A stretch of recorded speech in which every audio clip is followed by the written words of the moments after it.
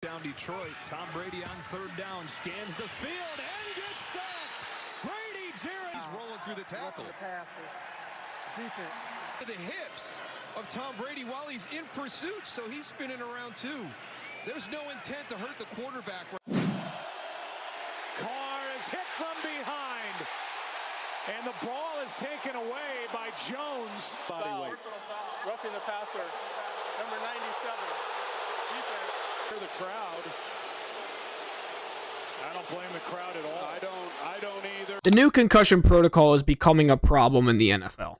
Listen, I'm all for player safety. Don't get me wrong on that. I am ecstatic that they finally changed concussion protocol because it definitely needed to happen for a very long time. We need to draw the line somewhere, and it is getting absolutely ridiculous what is going on in the NFL because of the new situations going on with concussion protocol. So let's backtrack. What exactly happened? Well, if you watch my How to Beat Josh Allen video, I kind of joked about it, but basically what happened is the Dolphins were playing the Bills, and Tua Tagovailoa whiplashed into the ground with his head, and he started staggering really hard, and everyone thought he got a concussion. He got sent back to the locker room. Didn't get sent to the tent, by the way, got sent to the locker room, which we'll talk about that in a second. The consultant who evaluated Tua in the same game said that he was cleared of concussion protocol and that he did not sustain a concussion. Furthermore, he is allowed to come back into the game.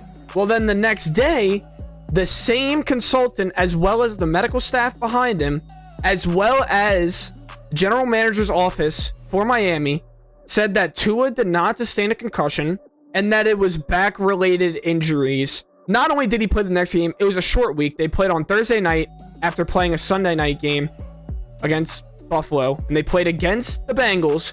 Tua was cleared to play and further did play in the game, and we all saw what happened.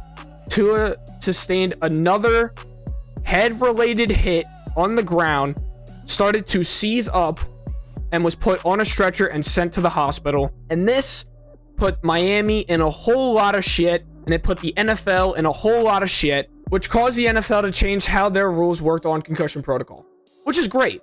And so now the new rule on concussion protocol, if a player exhibits ataxia, which is a term describing impaired balance from brain or nerve-related damage, if they show any kind of impairment from a hit, they have to take that player out the game. It doesn't matter who it is or what game it is. They have to take them out the game, send them to the blue tent. And if they are evaluated for a concussion in that game, they're not allowed to come back in. The Falcons were coming back from a 21-0 deficit. The Buccaneers were driving down the field, and Grady Jarrett sacks Tom Brady. Cleanest sack you'll ever get, except there was a flag for roughing the passer. I'm sure I've put a clip in here somewhere showing Grady Jarrett sacking Tom Brady.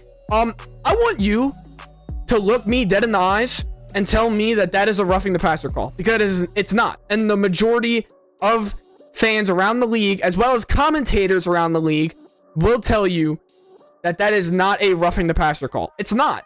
It is a clean sack. It's a clean hit. So originally people thought, oh, well, it's a Tom Brady conspiracy. Anyone who hits Tom Brady is going to get called blah, blah, blah, blah, blah. It was just one bad call. It happens, right? But in the same week, on Monday Night Football, the Chiefs play the Raiders. I'm sure I showed this sack somewhere too. I want you to look me dead in the eyes and tell me that that's not a clean sack, that is a roughing the passer call. Because guess what? They called roughing the passer on that play too. Why?